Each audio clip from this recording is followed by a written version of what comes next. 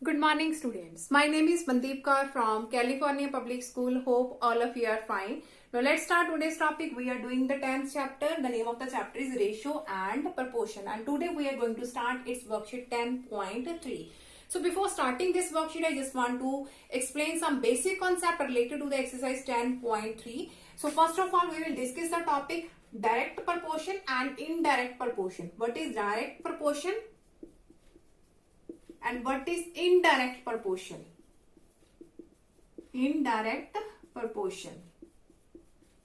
So that is also known as inverse proportion. Inverse or indirect proportion. So firstly we will discuss about the direct proportion. So what is the direct proportion? So let us suppose we have the two quantities. Here we have the two quantities. Here is A and here is B. Let us suppose we have the two quantities. In the direct proportion, if one quantity is going to be increased, its corresponding, the other quantity is also going to be increased. Or we can say that here are the two quantities. If in this side, the A quantity is going to be decreased, and the corresponding B quantity is also going to be decreased, that is called the direct proportion. Both first is going to be increased, that means its corresponding is also going to be increased, that is also direct.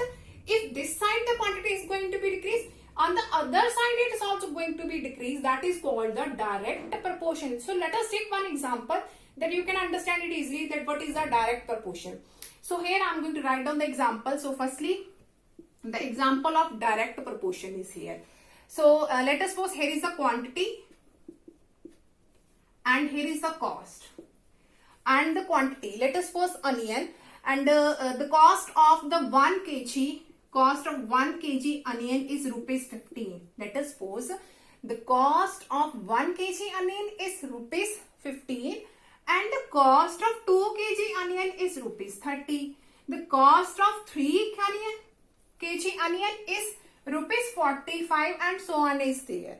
Now here is our quantity A and here is cost, that is represent as B. Now look at here. In this side, in A side, that is going to be increase. First of all 1, after that 2, after that 3. And on the other side, that is also going to be increased. Firstly 15, after that 30, after that is 45. So that is also going to be increased. In the both sides, if the quantity is going to be increased, that is the case of direct proportion. And one more thing, if I have to find out its result here, so look at here, its ratio. Here is 1 and here is 15. So here is 1 by 15. That is 1 by 15. Its ratio here is 1:15. That is 1 by 15. And that will always remain constant. Second, we will see here is 2, here is 30. So 2 by 30, that is equal to 1 by 15. So here is 3 and here is 45. So 3 by 45, that is also 1 by 15. So that always remains same in the direct proportion. So its ratio will always same, and k is any constant value. It may be 1 by 15, it may be 1 by 12, it may be 10, it may be 15. So I have represent with k. K is any constant value, and in all cases its ratio will remain same. This by this, this by this, and this by this. So I have represent with k. So in the direct proportion, its ratio will remain same. If one quantity is going to be increased, its corresponding is also going to be increased. So let us take one more example that you will understand it easily. So I am going to write down another example. So I have to rub this. Okay, let us suppose I have an example. Here is the time and distance. Suppose Ram has to cover the 1 kilometer distance and he takes the time 10 minutes. For covering the distance of 1 kilometer, he takes the time 10 minutes. And for covering the distance of 2 kilometer, he takes the time 20 minutes. And for covering the distance of 3 kilometer, he takes a time of 30 minutes and so on. Now, look at here. Here is our A and here is our B. Now, In A side, firstly 10 minutes, after that 20 minutes, after that 30 minutes. So that is going to be increase. That is going to be increase. And in the corresponding side, firstly 1, after that 2, after that 3. That is also going to be increase. So in both sides are going to be increased. That is also the example of direct proportion. That is the example of direct proportion. Now let's see its ratio. So here is 10 ratio 1. That is 10 by 1. So here is 20 by 2. 20 by 2. That is also 10. That is also 10. Here is 30 by 3. 30 by 3. That is also 10. So that is A over B. So here we can find out the result. That is ratio will always any constant value and will remains same. So that are the example of the direct proportion. Now we will discuss about the indirect proportion. So let's start indirect proportion. Okay, now the next concept is indirect proportion. Now what is the indirect proportion? So in the indirect proportion, if there are the two quantities, let us suppose the quantities are A and B. In the indirect proportion, or we can say that inverse proportion. Inverse proportion. In the inverse proportion, if one quantity is going to be increased on the corresponding side, other side, the other will decrease. The other will decrease. Or we can say that here are the two quantities. If this quantity is going to be decreased, the corresponding will increase. The corresponding will increase. That is called the indirect proportion case. So let us take one example that you can understand it easily. Let us suppose that here are the number of students. Number of students.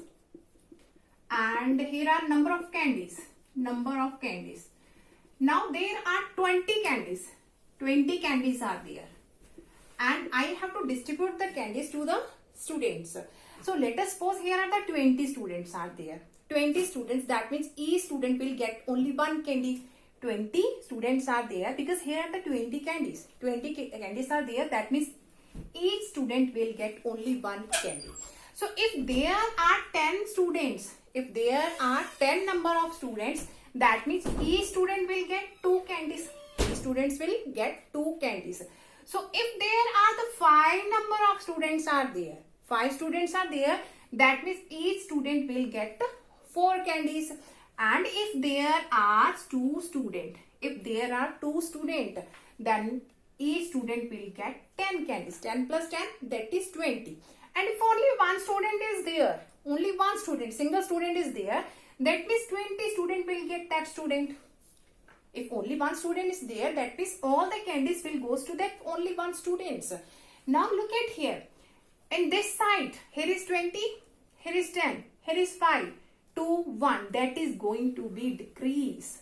20, 10, 5, 2, 1. Here is A, here is our B. So that is going to be decrease. On the other side, firstly 1, 2, 4, 10, 20. And that is going to be increase. That is going to be increase. That means that is the case of indirect proportion. So what is the result we can see here? So here is A and here is B. If we will do its multiplication, that will remain any constant value.